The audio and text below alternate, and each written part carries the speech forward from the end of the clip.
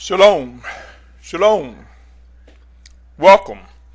This is Watchman's Voice, Remnant and Martyrs.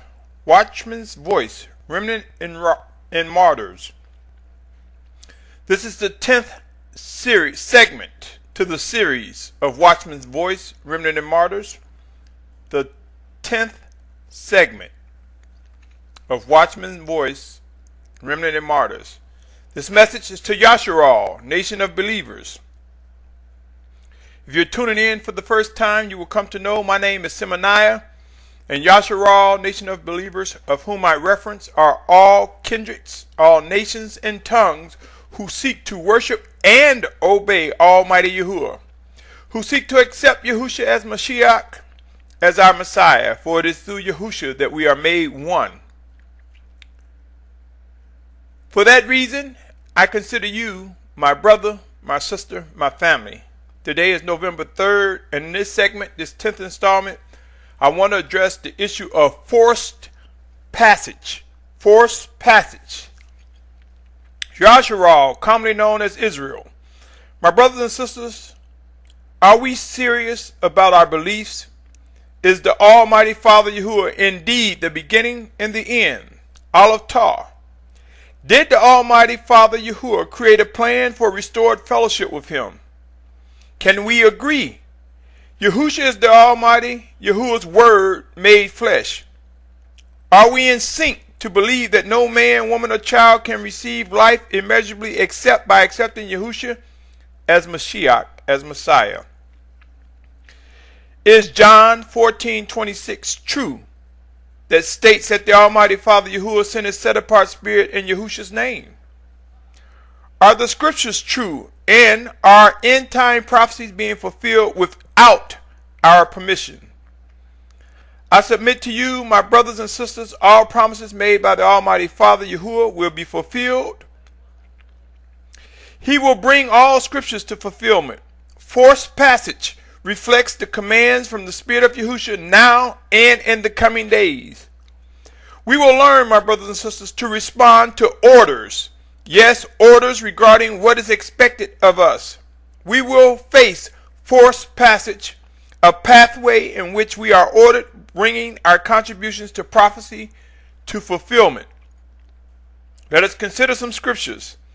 Revelation 3:19 reads, "As many as I love, I reprove and discipline. So be ardent," which means passionate, "and repent." Hebrews 12:11 states, "And indeed no discipline seems pleasant at the time, but grievous. But afterward it yields the peaceable fruit of righteousness to those who have been trained by it." Isaiah 11:12 says, "And he shall raise a banner of the nations and gather the outcasts of Yashar'al and assemble the dispersed of Yehudah from the four corners of the earth." It does not state anywhere in that passage that he's going to ask Yehudah for their permission to assemble them.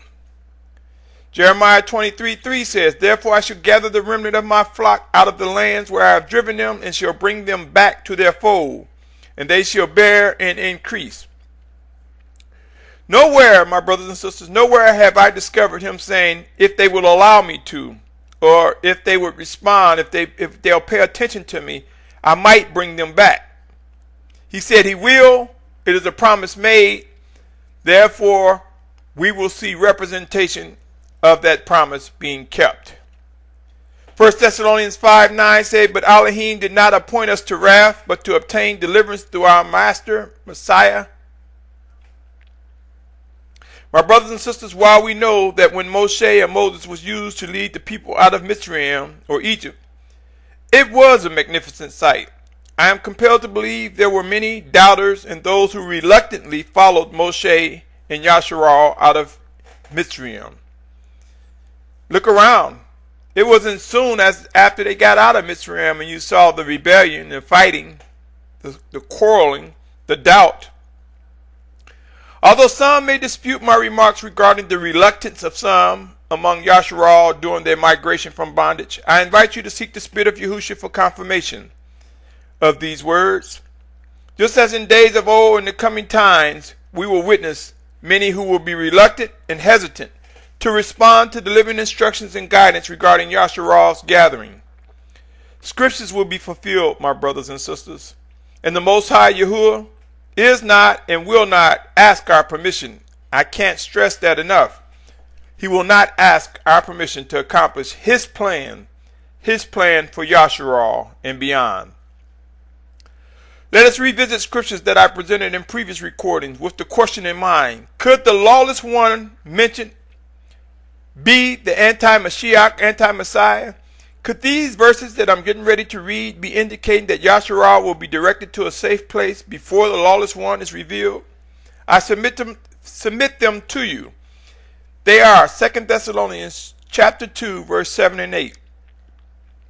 The secret of lawlessness is already at work, only until he who now restrains come out of the midst. And then the lawless one shall be revealed, whom the master shall consume with the spirit of his mouth and bring to naught with the manifestation of his coming. When it says only until he who now restrains, could this mean Yashar'al, until Yashar'al is removed to a safe place? I pose these questions because they come to mind. They stir within my spirit. I have committed them to prayer and placed them before the altar of the Most High, and I ask that you join me in doing the same. Let us seek to discern and understand whether that be the case. My brothers and sisters, it is no secret that I believe humbling times are coming for true believers who seek to do the will of the Most High Father Yahuwah. It's no secret that I believe those who are seeking to grow in a relationship with the Spirit of Yahushua will face some very trying times. I liken these understandings to the scriptures that inform us that famine, drought, pestilence, and disease will come in the last days in these end times. And I believe as family members, as Yashar'al, knowing that this is coming, it will humble the believer. I am compelled to believe that, as stated, these conditions will bring with them much chaos, violence, betrayal, turmoil, civil unrest, and more, as stated on many occasions. In the midst of such destruction and chaos and instability will come the emergence of the remnant of Yashar'al, as well as the martyrs will become more visible. In order for scriptures to be fulfilled among a stiff-necked bunch, us, we would have to experience reproof, discipline, and possibly judgment to get us to move in or act accordingly.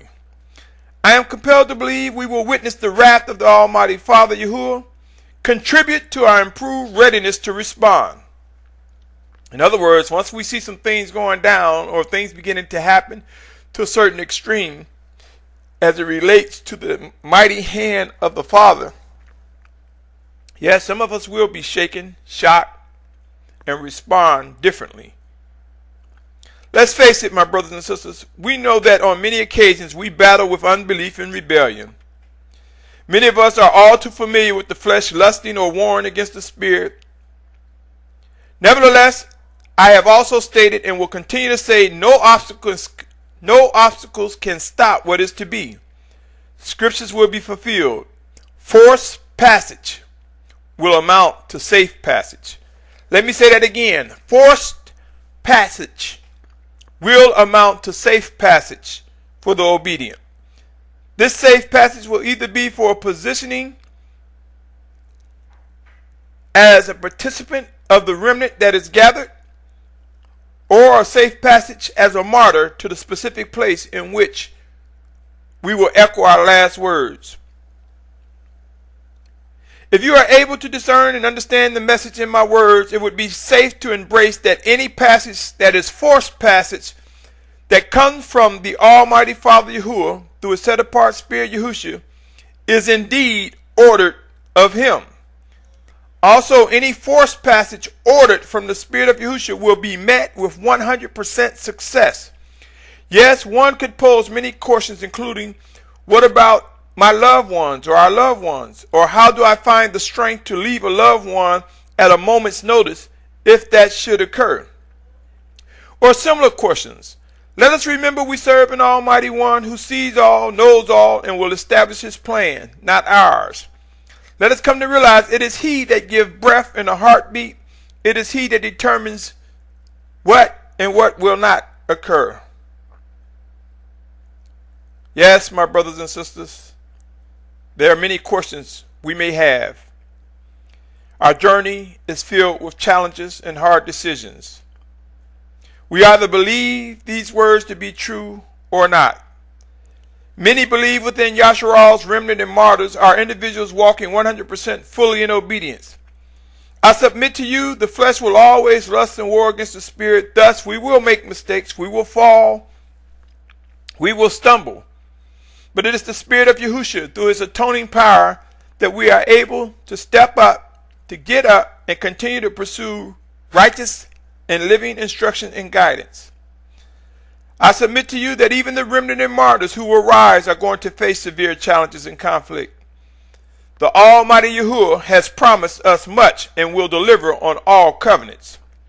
I beg, yes, beg, plead with each and every believer to begin having discussions with loved ones in order to prepare them for what's to come. Either we believe scriptures to be true or not. This will not stop what is to be, what is soon to come. Yes, end times are emerging in these last days. We are witnessing the fulfillment of many prophecies. Pray and seek earnestly to discern and understand what must be done. We are not in a fairy tale. This is not a game. It is not some trendy behavior. It is indeed a journey towards life, a life that is immeasurable through the Spirit, through the sacrifice, through the resurrection of Yahushua HaMashiach.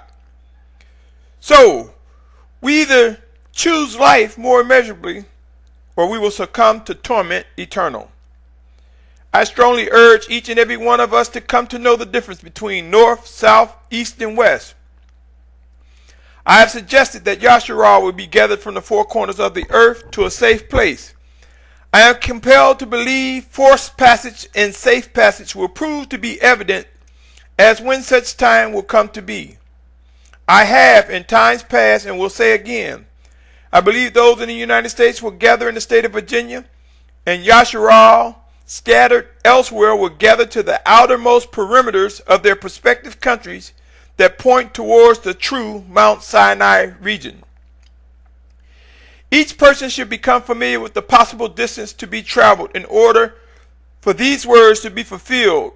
If and only if my vision is true, I suggest that each of us, upon determining the distance that will possibly be traveled, take under consideration how much food and water will be necessary in order to reach that prescribed destination. Transportation will be defined when the time comes. Each will know when and where to proceed, step by step, until we have come together in our respective countries and then gathered as one in the Mount Sinai region. I am compelled to believe, my brothers and sisters, it would be a bad idea. It would not be a bad idea. It will not be a bad idea to even determine how much fuel you'll need for your trip. How much gas, diesel, biofuel, natural gas, electricity, etc. will be needed to reach the prescribed destination. I also suggest that you calculate the time it will take to walk. Now, some of you might think there's no way I am walking any huge amount of distance. But I submit to you, specific conditions and circumstances can and will be phenomenally motivating. There will be those who will comply.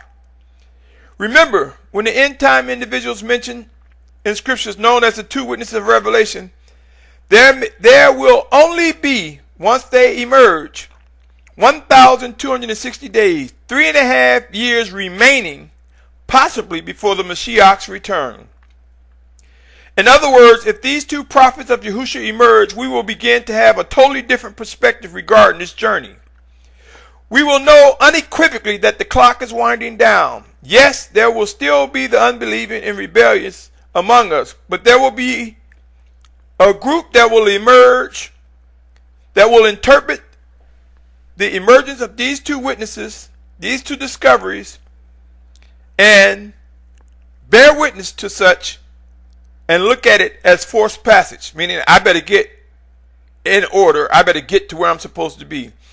I am compelled to believe we will see people running towards the two witnesses of Revelation with questions, curiosity, desire to be close to our Mashiach's chosen, excitement, and various other reasons. There will also be those who will flee in other directions to be as far from them as possible, whether out of fear or plain avoidance. And I mentioned this before, my brothers and sisters.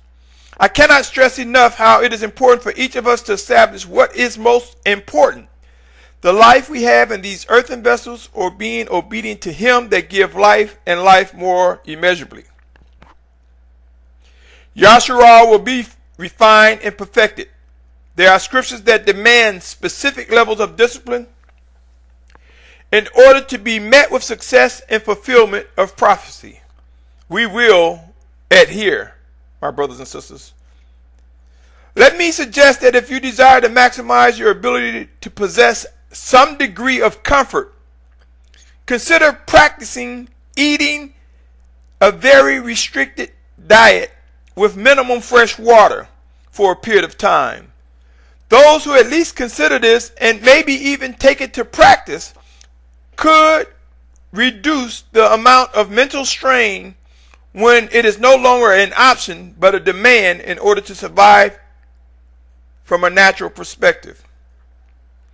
Yes, I am aware that man lives by every word that proceedeth out of the mouth of the Almighty Father. You see, my brothers and sisters, abrupt change will stir emotions much greater than planned change. If change comes that we are expecting, that we have planned, that we are prepared for, it will minimize the degree of stress and increase the probability of us receiving some degree of comfort.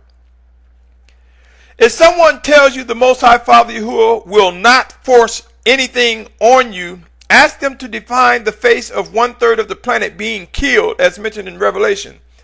Ask them to define the face of reproof and discipline, as described in Revelation 3:19. Let us be real, my brothers and sisters. It is time. It is time to step up our worship in obedience to the Spirit of Yahushua and set living examples towards one another. It is time for us to start discussing these matters with our loved ones. I cannot stress it enough. Inform those that are closest to us and let them know that you could be moved in a moment's notice. Forced passage is coming. And in times past, I have mentioned the term forced transition. Know this, my brothers and sisters. There was a time when Yashar'al moved, and the Most High Father was with them, and He proved such.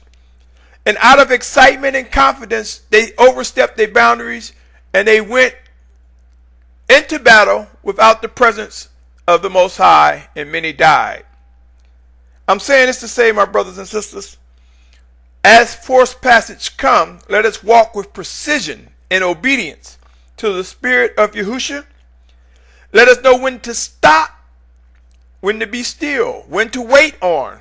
But let us have a ready mind to know when it is time, let us move. Be encouraged, my brothers and sisters. No one will think that you created this plan.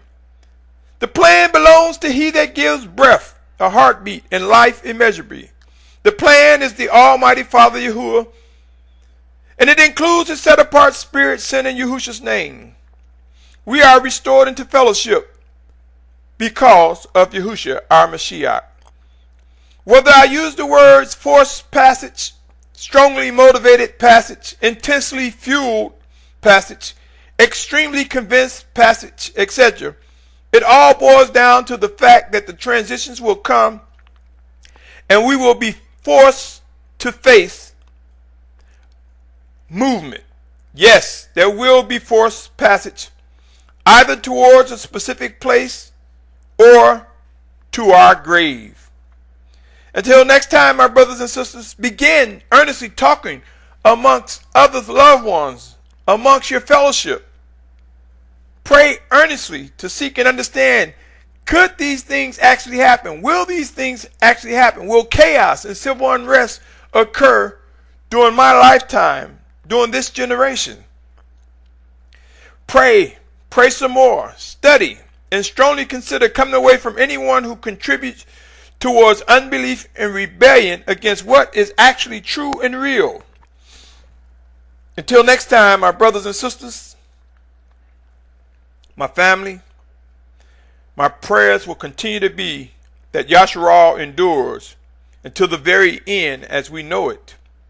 My prayer for each of us is that we be continually encouraged, that we grow in discernment and understanding, and that we establish a ready mind, body, and soul to respond. Until next time, my brothers and sisters, you have been listening to the 10th installment of Watchman's Voice, Remnant and Martyrs. I encourage you to stay tuned as the Spirit of Yahushua grants me mercy, favor, and directs me. There will be more to come. Stay tuned.